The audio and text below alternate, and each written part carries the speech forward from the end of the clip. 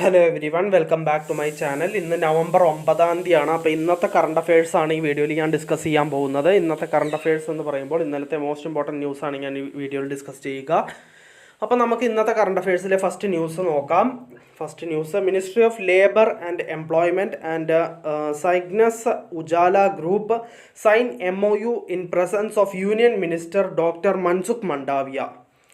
അപ്പോൾ ministry of labour and employment and Cygnus Ujala ഗ്രൂപ്പും കൂടിയിട്ട് ഒരു MOU സൈൻ ചെയ്തിരിക്കുകയാണ്. യൂണിയൻ മിനിസ്റ്റർ ഡോക്ടർ മൻസുഖ് മണ്ഡാവിയുടെ പ്രസൻസിലാണ് ഈ ഒരു MOU സൈൻ ചെയ്തിട്ടുള്ളത്.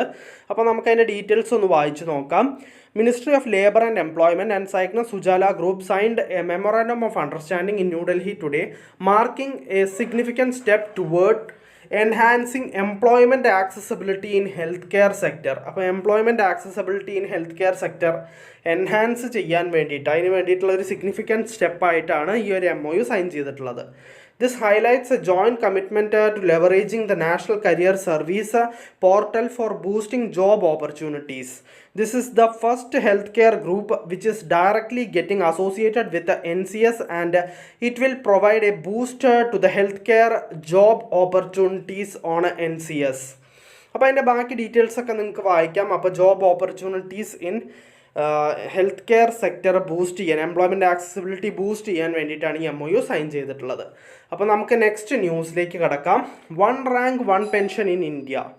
അപ്പോൾ അതിൻ്റെ ഡീറ്റെയിൽസ് നമുക്കൊന്ന് നോക്കാം. അപ്പോൾ in historic move to address long standing disparities in pension benefits, India launched the 1 rank 1 pension scheme, a decision that would change the lives of its military veterans. For years, veterans had fought not just on the battlefield, but also for equal recognition in their post-service lives, particularly when it comes to pension benefits. As 1 rank 1 pension comes the 10 years in 2024, it is essential to reflect on the immense benefits the scheme has brought to the armed forces community. The scheme directly benefits the ex-servicemen and their families by ensuring that the pension gap between current and retired personnel is bridged periodically. The successful implementation of 1 rank 1 pension was done in 2014. അപ്പോൾ 1 rank 1 പെൻഷനെ കുറിച്ചിട്ടുള്ള ന്യൂസാണ്. അപ്പോൾ അത് military പേഴ്സണലിനെ benefit ചെയ്യുന്ന 2024 ആകുമ്പോഴേക്കും അതിൻ്റെ 10 years complete ആവുകയാണ്. അപ്പോൾ അതിൻ്റെ ഡീറ്റെയിൽസ് ആണ് ഇതിൽ കൊടുത്തിരിക്കുന്നത്. അതിൻ്റെ 1 റാങ്ക് 1 പെൻഷൻ 10 വർഷം തികയാണ്. പിന്നെ അതിൻ്റെ ബെനിഫിറ്റ്സ് കാര്യങ്ങളൊക്കെ അതൊക്കെ പോസ്റ്റ് സർവീസ് ലൈഫ്സിലും അവർക്ക് ഈക്വൽ റെക്കഗ്നിഷൻ കിട്ടാൻ വേണ്ടിയിട്ടാണ് ഈ 1 റാങ്ക് 1 പെൻഷൻ കൊടുക്കാനൊക്കെ തീരുമാനിച്ചിട്ടുള്ളത്. അപ്പോൾ നമുക്ക് നെക്സ്റ്റ് ന്യൂസിലേക്ക് കടക്കാം. നെക്സ്റ്റ് ന്യൂസ് ഇതാണ്. അതിന് മുമ്പ് ആ 1 റാങ്ക് 1 പെൻഷൻ്റെ ന്യൂസിൻ്റെ കംപ്ലീറ്റ് ന്യൂസ് ഇവിടെ ഈ പേജിലും കൂടി ഉണ്ട്. ഇത് നിങ്ങൾക്ക് വായിച്ചു നോക്കാം. അപ്പോൾ നമുക്ക് നെക്സ്റ്റ് ന്യൂസിലേക്ക് കടക്കാം. Ministry of call launches mine opening permission module on single window clearance system portal. Ministry of call mine opening permission module on single window clearance system portal launch ചെയ്തിരിക്കുകയാണ്. അപ്പോൾ നമുക്ക് അതിൻ്റെ ഡീറ്റെയിൽസ് ഒന്ന് വായിച്ചു നോക്കാം. In line with the vision of a Viksit Bharat and a digitally enabled economy, the Ministry of Coal has launched the mine opening permission module on the single window clearance system portal. Single window clearance launched on 11th January 2021 provides a unified platform for obtaining all necessary clearances and approvals required for coal mines.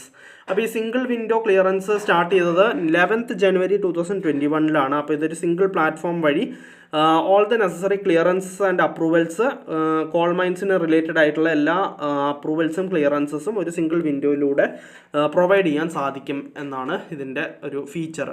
അതിൻ്റെ ബാക്കി details നിങ്ങൾക്ക് വായിക്കാം. നിങ്ങളിതിൻ്റെ screenshot എടുത്ത് വെച്ചിട്ടുണ്ടാവും എന്ന് കരുതുന്നു. നമുക്ക് next ന്യൂസിലേക്ക് കടക്കാം. Australian government to ban children under age of 16 from accessing social media. അപ്പോൾ ഇതിൽ പറഞ്ഞിരിക്കുന്നത് Australian government children under the age of 16 years social media access ചെയ്യുന്നത് അവർ ബാൻ ചെയ്തിരിക്കുകയാണ് എന്നാണ് പറഞ്ഞിട്ടുള്ളത്. അപ്പോൾ അതിൻ്റെ ഡീറ്റെയിൽസ് നമുക്ക് വായിക്കാം. The Australian government has announced plans to introduce legislation to ban children under the age of 16 from using social media with penalties for platforms like Facebook, Instagram and TikTok if they fail to enforce it. അപ്പോൾ ഇതിന് പെനാൾട്ടീസും പറയുന്നുണ്ട്. Facebook, Instagram, TikTok എന്നീ പറയുന്ന applications അല്ലെങ്കിൽ പ്ലാറ്റ്ഫോംസിനാണ് ban ചെയ്തിരിക്കുന്നത്. അതായത് children under the age of 16 അവർ access ചെയ്യാൻ പാടില്ല. അതിൻ്റെ കാര്യങ്ങൾ നമുക്ക് കൂടുതൽ ഫർദർ വായിച്ചു നോക്കാം. The ground breaking legislation comes amid the growing concerns over the impact of social media on young people's mental health and safety. അപ്പോൾ ഈ കുട്ടികളുടെ മെൻ്റൽ ഹെൽത്ത് ആൻഡ് സേഫ്റ്റിയെ കണക്കിലെടുത്തുകൊണ്ടാണ് ഇപ്പോൾ ഈ ഒരു തീരുമാനം ഓസ്ട്രേലിയൻ ഗവൺമെൻറ് എടുത്തിരിക്കുന്നത് എന്നാണ് പറഞ്ഞിട്ടുള്ളത്. പിന്നെ communications minister Michelle Rowland mentioned that companies could choose their own methods, possibly including biometric scans or age checks, while there will be no penalties for use under 16s who access social media or for their parents. Platforms that fail to take responsible steps to block young users could face fines. അപ്പോൾ ഇതിൽ പറയുന്നത് ഇപ്പോൾ നമ്മൾ ഒരു 16 ഇയേഴ്സിൻ്റെ താഴെയുള്ള ഒരാളിപ്പോൾ എടുക്കുകയാണെങ്കിൽ അവർക്കോ അവരുടെ പാരൻസിനും അല്ല ഈ പെനാൽറ്റി വരുന്നത്. അതായത് ഫേസ്ബുക്ക്, ഇൻസ്റ്റാഗ്രാം, ടിക്ടോക്ക് പോലുള്ള കമ്പനികൾക്കാണ് പെനാൽറ്റി വരുന്നത് എന്നാണ് പറഞ്ഞിരിക്കുന്നത്. അപ്പോൾ ഇത് എത്രത്തോളം എഫക്റ്റീവ് ആവും നമുക്ക് പറയാൻ പറ്റില്ല. ചിലപ്പോൾ ഇനി ഇത് ഒരുപാട് ഇനിയും മിസ്യൂസ് ആവുകയാണെങ്കിൽ ചിലപ്പോൾ ഒരുപക്ഷെ ഈ പ്ലാറ്റ്ഫോംസ് ഓസ്ട്രേലിയയിൽ കംപ്ലീറ്റ് ആയിട്ട് ബാൻ ആവാനും സാധ്യത ഉണ്ട്. പക്ഷെ അങ്ങനെ ബാൻ ആക്കുമെന്ന് നമുക്കിപ്പോൾ പറയാൻ പറ്റില്ല. കാരണം ഇപ്പോൾ ഒരു ഇത് മെൻ്റൽ ഹെൽത്ത്, കുട്ടികളുടെ മെൻ്റൽ ഹെൽത്ത് ആൻഡ് സേഫ്റ്റി കണക്കിലെടുത്തുകൊണ്ടാണ് ഇങ്ങനൊരു തീരുമാനം ഓസ്ട്രേലിയൻ ഗവൺമെൻറ് എടുത്തിരിക്കുന്നത്. അപ്പോൾ നമുക്ക് നെക്സ്റ്റ് ന്യൂസിലേക്ക് കടക്കാം. US president elect Trump appoints Susie Wiles as first female White House chief to staff. അപ്പോൾ US പ്രസിഡന്റ് ആയിരിക്കുന്ന ട്രംപ് അപ്പോയിൻറ്റ് ചെയ്തിരിക്കുകയാണ് സൂസി വൈൽസിനെ as a first female White House chief of സ്റ്റാഫായിട്ട് അപ്പോയിൻറ്റ് ചെയ്തിരിക്കുകയാണ്. അപ്പോൾ അതിൻ്റെ ഡീറ്റെയിൽസ് നമുക്ക് വായിക്കാം. US president elect Donald Trump has appointed his campaign manager Susie Wiles as his chief of staff, making her the first woman to hold this influential cabinet position, heading the White House executive office. Mr. Trump described it as a well-deserved honor to have Miss Susie as the first ever female chief of staff in the US history. The chief of staff serves as the gatekeeper for the president, the liaison to Congress and government departments, and plays a key role in steering policy decisions. അപ്പോൾ അതിൻ്റെ ബാക്കി details നിങ്ങൾക്ക് വായിക്കാം. അപ്പോൾ US president elect Trump ഇപ്പോൾ Susie വൈൽസിനെ appoint ചെയ്തിരിക്കുകയാണ് first female White House chief of staff ആയിട്ട്. അപ്പോൾ നമുക്ക് നെക്സ്റ്റ് ന്യൂസിലേക്ക് കടക്കാം. CDOT and CR Rao AIM-SCS sign agreement for a side channel leakage capture infrastructure and analysis solution. അപ്പോൾ നമുക്ക് അതിൻ്റെ ഡീറ്റെയിൽസ് വായിക്കാം. The centre for development of telematics, the premier telecom research and development center of the Department of Telecommunications, Government of India has signed an agreement with the CR Rao AIM-SCS for the development of a side channel leakage capture infrastructure and analysis solution. The agreement is signed under the CDOT Collaborative Research Program for the Indian startups or organizations or research and academic institutions for collaborative development of a side channel leakage capture infrastructure and analysis led by CDOT. CR Rao Advanced Institute of Mathematics, Statistics and Computer Science is the first of its kind in the country, which is solely focused on advanced research and applications in the areas of cryptography and information security. അപ്പോൾ CDOT and CR Rao AIM-CS ഒരു agreement sign ചെയ്തിരിക്കുകയാണ് side channel leakage capture infrastructure and analysis സൊല്യൂഷൻസിന് വേണ്ടിയിട്ട്. അപ്പോൾ അതിൻ്റെ ബാക്കി details നിങ്ങൾക്ക് വായിക്കാം. നിങ്ങൾ ഇതിൻ്റെ സ്ക്രീൻഷോട്ട് എടുത്ത് വെച്ചിട്ടുണ്ടാവും എന്ന് കരുതുന്നു. നമുക്ക് നെക്സ്റ്റ് ന്യൂസിലേക്ക് കടക്കാം. India Australia joint military exercise AustraHind commences in Maharashtra. അപ്പോൾ India Australia joint military exercise AustraHind മഹാരാഷ്ട്രയിൽ വെച്ചിട്ട് നടന്നു എന്നാണ് പറഞ്ഞിട്ടുള്ളത്. Third edition of the joint military exercise ആയ ഓസ്ട്രാഹിന്ദ് ആണ് ഫോറിൻ ട്രെയിനിങ് നോഡ് പൂനെ മഹാരാഷ്ട്രയിൽ വെച്ച് നടന്നിട്ടുള്ളത്. The exercise will be conducted from 8th to 21st November. അപ്പോൾ 8th സ്റ്റാർട്ട് ചെയ്തു, അത് 21st നവംബർ വരെ ഉണ്ടായിരിക്കും. 21st നവംബറിന് അത് കൺക്ലൂഡ് ആവും. Exercise Ostrahind is an annual event conducted alternatively in India and Australia. Last edition of the same exercise was conducted in Australia in December 2023. കഴിഞ്ഞ വർഷമാണ് ഇതിൻ്റെ കഴിഞ്ഞ എഡിഷൻ കംപ്ലീറ്റ് ആയത്. ഡിസംബർ 2023 അത് ഓസ്ട്രേലിയയിൽ വെച്ചിട്ടാണ് നടന്നത്. ഈ പ്രാവശ്യം അത് ഇന്ത്യയിൽ വെച്ചിട്ട് പൂനെ മഹാരാഷ്ട്രയിൽ വെച്ചിട്ടാണ് നടക്കുന്നത്. അപ്പോൾ ആ എക്സസൈസ് മിലിറ്ററി എക്സസൈസിൻ്റെ പേരാണ് ഓസ്ട്രാഹിന്ദ്. ഇന്ത്യ ഓസ്ട്രേലിയ എക്സസൈസ് ആണ്. പൂനെ മഹാരാഷ്ട്രയിൽ വെച്ചിട്ടാണ് അത് നടക്കുന്നത്. അപ്പോൾ നമുക്ക് നെക്സ്റ്റ് ന്യൂസിലേക്ക് കിടക്കാം. Deutsche bank infuses 5,113 crore rupees capital into India operations.